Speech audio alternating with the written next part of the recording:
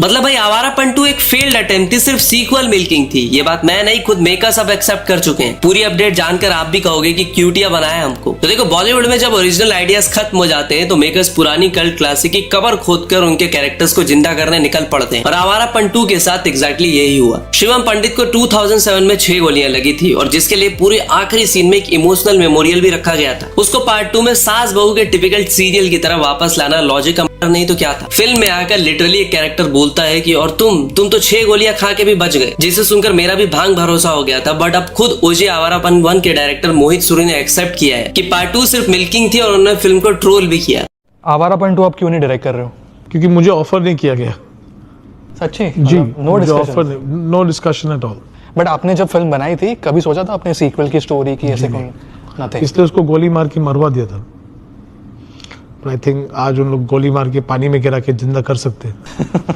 Technology वहां तक पहुंच गया है।